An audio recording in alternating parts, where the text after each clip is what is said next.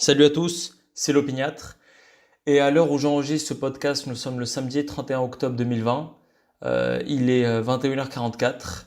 2 jours après les attentats de Nice et seulement quelques heures après l'attaque contre le prêtre orthodoxe à Lyon. Alors avant de commencer, je tiens à accorder évidemment une pensée toute particulière aux victimes qui ont subi des violences inhumaines, des violences horribles. Voilà.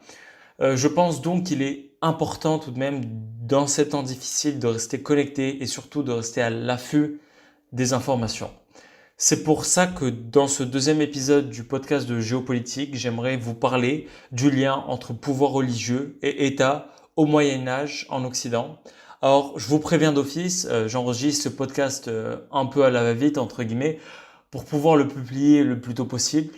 L'idée n'est donc pas d'aller dans le détail, mais plutôt de vous donner une idée générale de cette relation qu'a entretenu la religion et l'État au Moyen Âge. Voilà. Alors pour cet épisode centré histoire du podcast de géopolitique, j'avais envie d'introduire le sujet de la façon suivante. Le soir de Noël de l'an 800, à Rome, le pape pose sur la tête de Charlemagne, roi des Francs et des Lombards, agenouillé devant lui, la couronne d'empereur romain.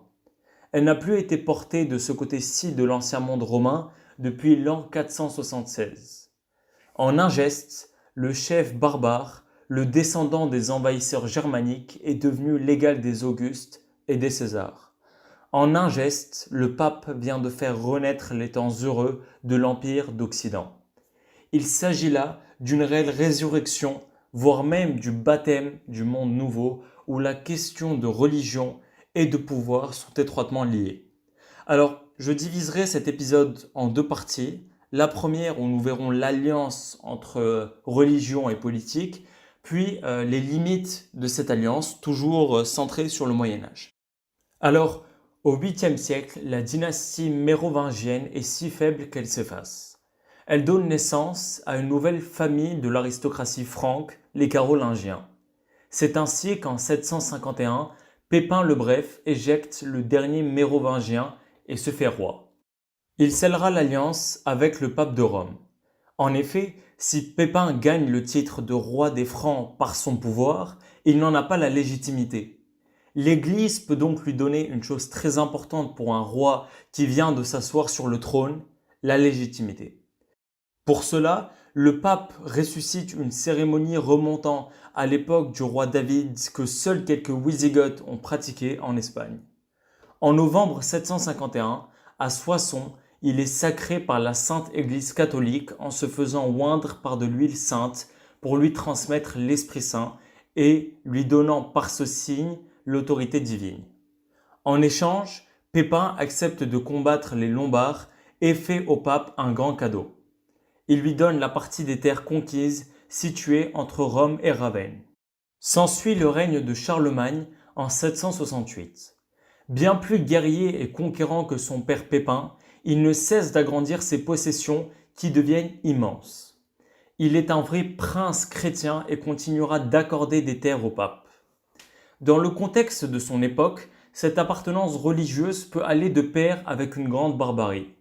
D'autant plus que l'influence du pape est très importante à l'époque, car se répandant à travers de nombreux moyens tels que le clergé, le réseau de l'Église, de cathédrales et de monastères. Ainsi, Charlemagne maintient lui aussi de grands liens avec l'Église et se retrouve en position de l'aider. En effet, des révoltes émergent dans les rues de Rome et, en 799, le pape ne sait pas quoi faire. Il implore alors la protection de Charlemagne qui la lui accorde.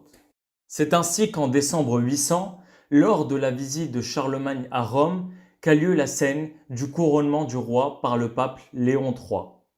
Charlemagne portera lors de son couronnement l'orbe crucigère, symbole de la chrétienté.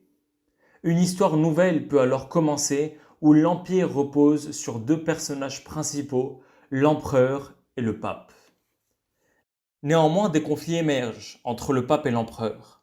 En effet, lors du couronnement de Charlemagne en 800, c'est le pape qui pose la couronne sur la tête de celui-ci. Ce geste a un sens politique très fort. Il signifie que c'est le pape, vicaire de Dieu, qui crée les empereurs, laissant alors penser que le pouvoir religieux est supérieur au pouvoir politique.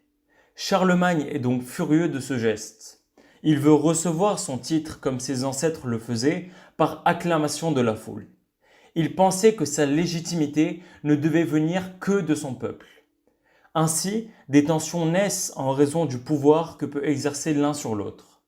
Le conflit continue au XIe siècle avec ce qu'on appelle la querelle des investitures, montrant à elle seule les enjeux du problème. En effet, il s'agit là de savoir à qui revient le pouvoir de diriger les évêques. Mais en 1077 se déroule une histoire marquante. En effet, Grégoire VII excommunie l'empereur Henri IV car celui-ci refuse que le pape pose la couronne sur sa tête. C'est alors que l'empereur, malgré toute sa puissance, se voit obligé d'implorer le pardon du pape à genoux, dans la neige, afin de récupérer l'appui de la religion. Cette situation illustre bien la place du pouvoir spirituel de l'époque pouvant remettre en question certaines décisions de l'empereur. L'empire byzantin, quant à lui, même si tout aussi chrétien que celui de Charlemagne, maintient une certaine séparation entre pouvoir temporel et pouvoir spirituel car composé de patriarques élus par le roi. Le roi est alors considéré comme représentant de Dieu sur terre et a ainsi un pouvoir absolu et sans partage. Mais la même question continue de se poser en Occident médiéval. Qui du roi ou du pape détient le vrai pouvoir ? Qui de celui qui règne sur les âmes ou de celui qui règne sur les hommes est supérieur à l'autre ?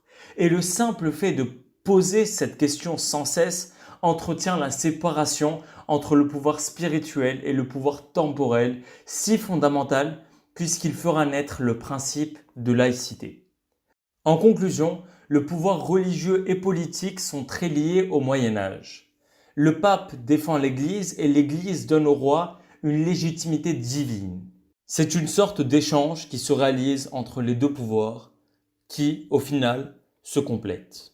Merci à tous, c'était l'opinion.